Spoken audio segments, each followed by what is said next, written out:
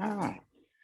So Tom Naumann of Sinner, welcome to 69 Faces of Rock. How are you today? I'm totally fine. Thank you very much for asking. Yeah, looking forward to release our new album in a couple By the of way, weeks. congratulations on the new album. Thank you very much. Do you like it so far? I like it. In fact, I want to talk to you about some of the songs. The opening song, which is Bulletproof, that right away feels like a story of Sinner. Tell me more about this. Yeah, no, like when we started to think about writing new songs for a new album, Matt and I, we decided that we would love to go back to the 90s where we released albums like Bottom Line, Judgment Day, and Nature of Evil. And so we tried to bring in the spirit of the 19s, but we also tried to make it sound like it's in 2020. Mm-hmm. So that's why how we started writing songs like that. Always thinking about what we have done a couple of years, like it's almost more than, it's like 25 years ago when we wrote stuff like that, and then we want to redo it in some kind of way, but it should sound more modern. The follow-up song, We Came to Rock, now that feels like a statement. Oh yeah, I think Sinner was always well known for like catchy melodies and double twin lead guitars, like with a kind of Thin Lizzy vibe.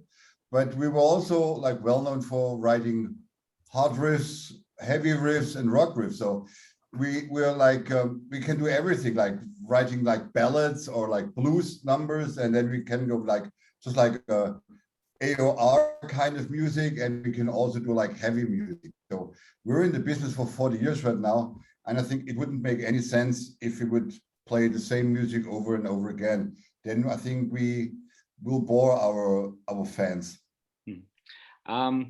Your title cut, Brotherhood, how should we understand this? Like Brotherhood has two things to say. First of all, Brotherhood means the band, because I know Matt for like 40 years right now, and we are like brothers. We go through thick and thin, and even when you love a brother, sometimes you have to separate, and because you have a different kind of different thoughts, a different meaning, whatever.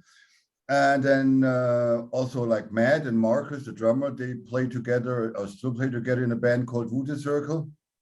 Marcus and I, we play in a AC/DC tribute band for like more than 6 years right now. We know Alex Schott for more than 10 years because he's living next to our hometown, and we're all really good friends. So that should say something, that we are really good friends. And it's not only like we are doing musicians because we need money. So we're doing musicians together because we are friends. We spend our times on stages and off stages around the world. And it's always funny to have these kind of guys around you. The next thing that happened was 2 years ago, Corona happened. So we're all of a sudden, we were not allowed to do what we love most, to play music, to play live shows, and even to practice or to meet each other.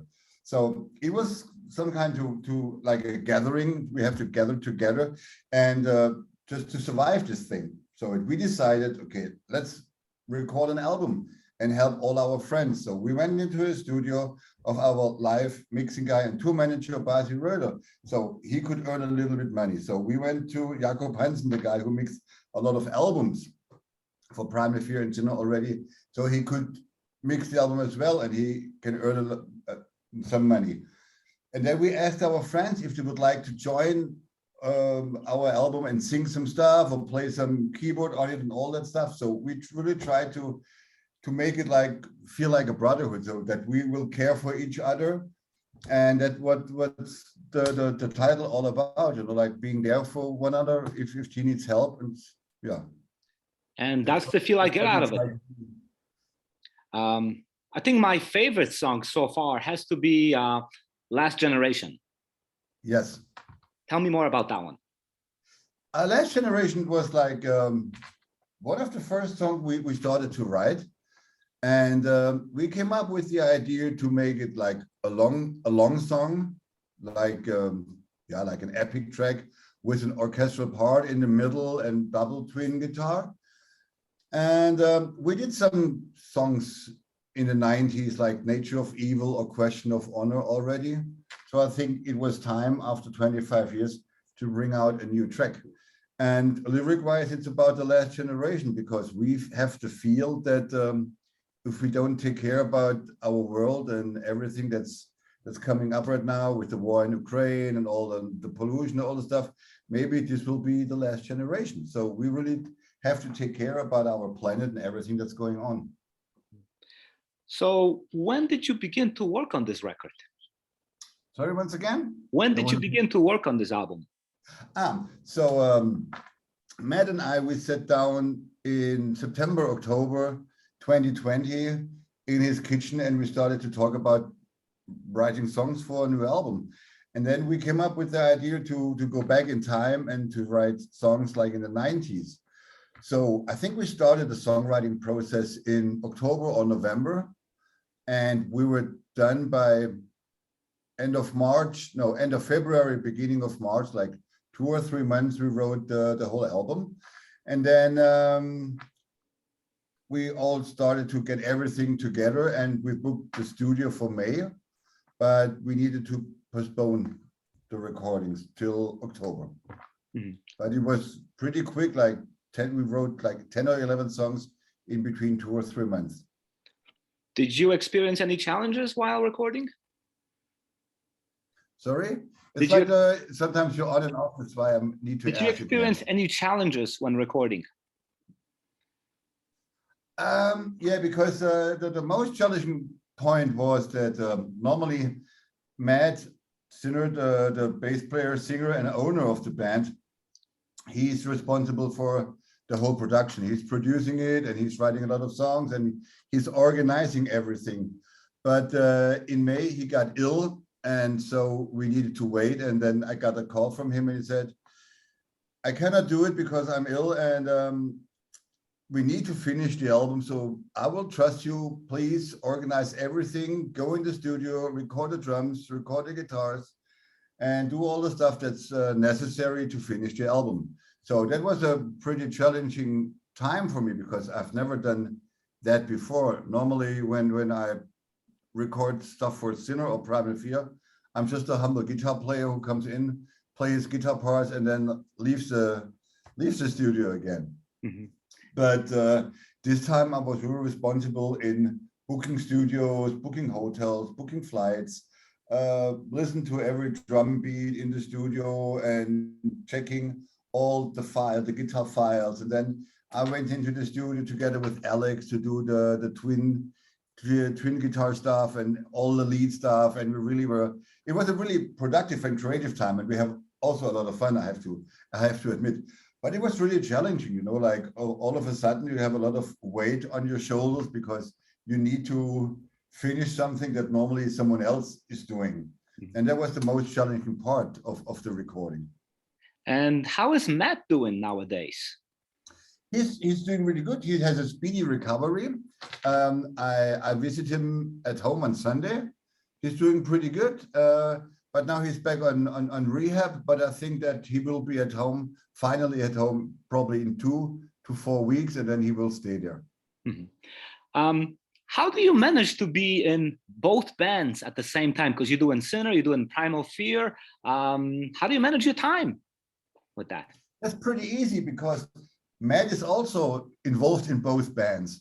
And so Matt is always managing all the tour stuff and the recording stuff. So it's pretty easy, because as long as he's in the same band, you have no problems. And we also have this Rock Meets Classics thing going on. So we have like 3 bands at the same time. But when you know how to manage it time-wise, then everything is no problem.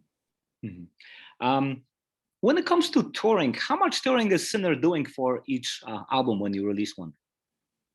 Oh, that depends. Like when we release like a Primal Fear album, it's like doing like your European tour for 5-6 weeks. Then if we have the possibility, we go over to the States and tour. Like the last time, I think we played 32 shows in 35 days in America. Then we also did a South America tour. We played Japan, we played Australia. Then followed by a lot of festivals in Europe. When it comes to Sinner, it's much smaller. So we just play like clubs in Germany and maybe some countries next to Germany. But it's not that we are going on tour for 5 or 6 weeks. It's like more 2 weeks and enjoying small clubs and having fun on stage. Mhm. How come Sinner never made it to the United States? Once again, please. How come Sinner never made it to the United States to play live? I don't know. So probably it's not about us, or maybe it's about us that we are not interesting enough for America to play over there. But normally, if someone is interested to that we should go over there and it makes sense in a financial way, we would come over and play some shows for sure.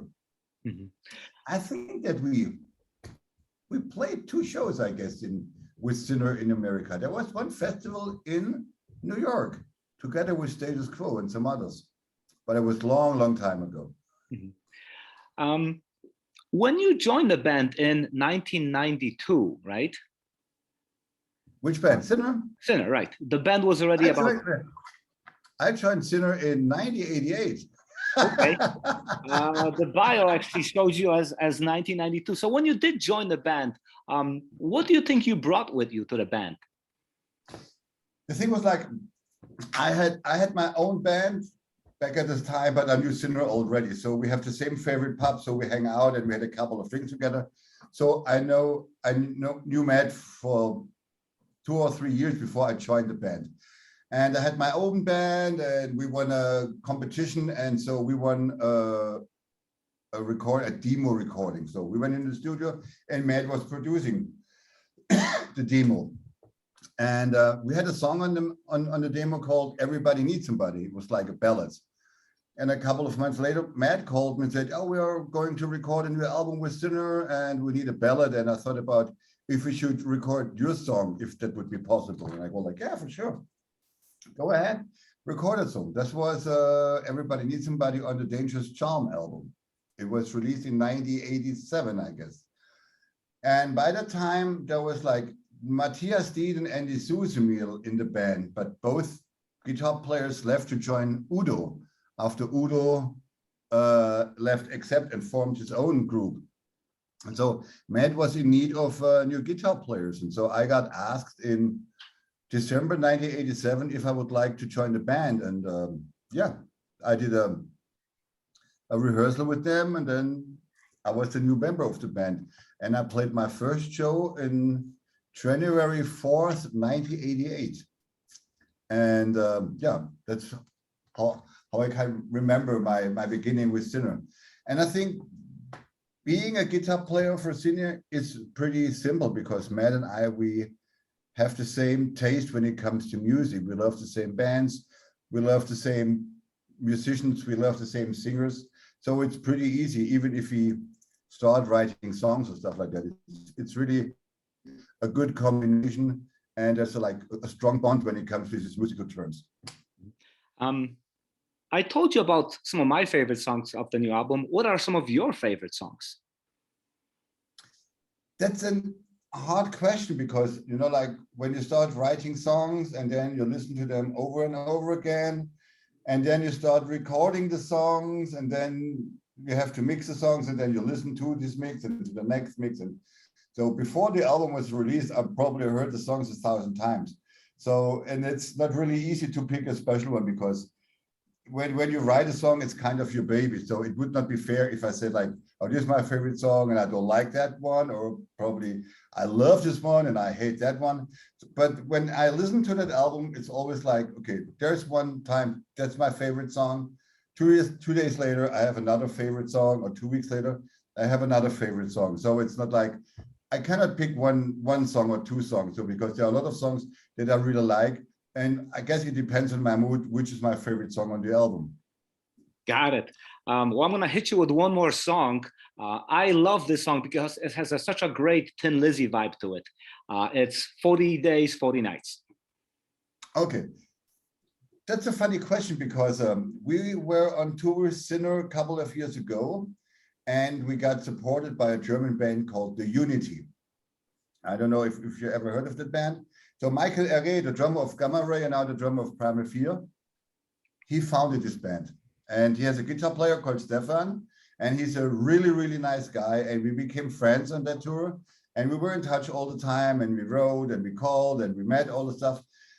And one day he asked me that, like, oh, Tom, I have a song I wrote for the Unity, but I don't think that this song would fit to the Unity.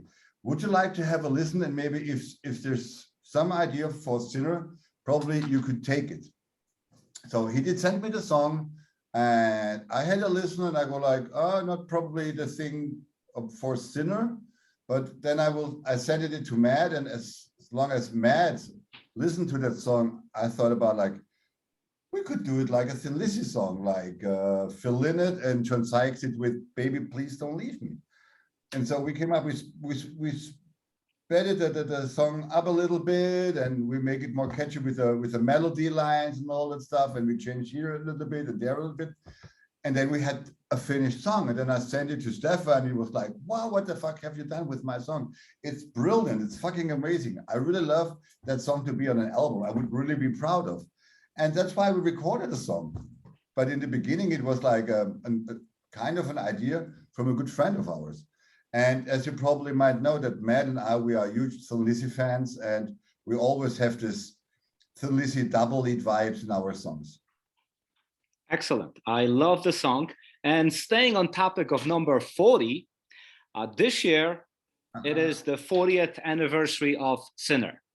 You have a hot new album on your hands. Are there any events being planned to celebrate that? I hope that we can celebrate somehow, but we need to wait till Matt will be back home, and then I think we will make up our minds. And I hope we can make this happen by the end of the year. Thank you. And we also hope that we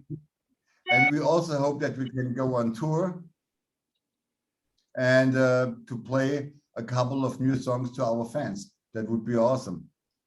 Sounds great. Thank you for talking to me, and good luck. You're welcome.